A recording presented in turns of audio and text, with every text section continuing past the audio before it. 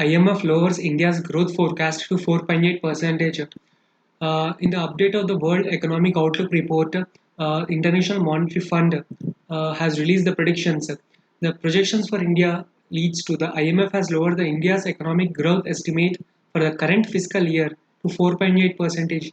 This marks a lowering of its own estimate of 6.1% made in October 2019. The growth markdown largely reflects a downward revision to India's projection.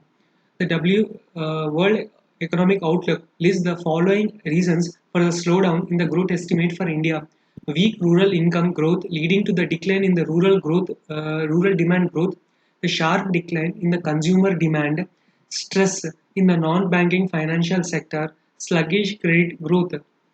India's growth is projected to improve to 5.8% in the 2020 and 6.5% in the 2021.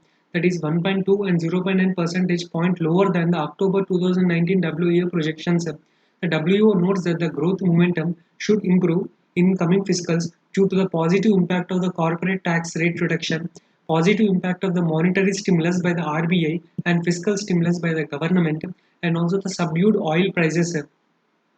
The projections for the global growth, the IMF's news projections estimate that the global growth would be 2.9% in 2019 and would increase to 3.3% in 2020 and 3.4% in 2021.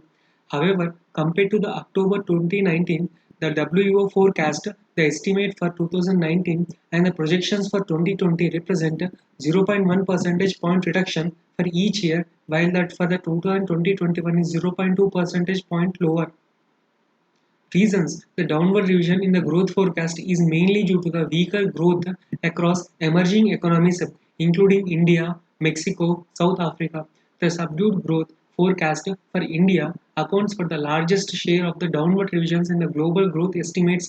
What are the risks because of this? The IMF has categorized rising the geopolitical tensions, especially between the US and Iran, as a notable downside risk for the global economy.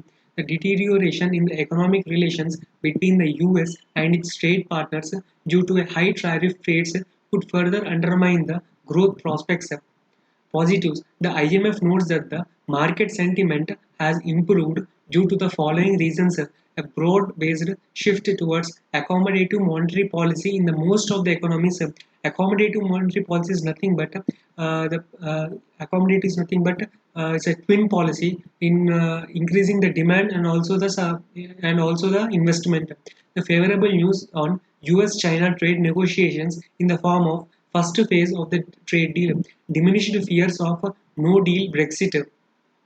Way forward, the WEO suggests that the following measures for strengthening economic activity and forecasting downside risk to growth should be taken. That is, stronger multilateral cooperation is required and also balanced policy mix at national level considering the available monetary and fiscal space.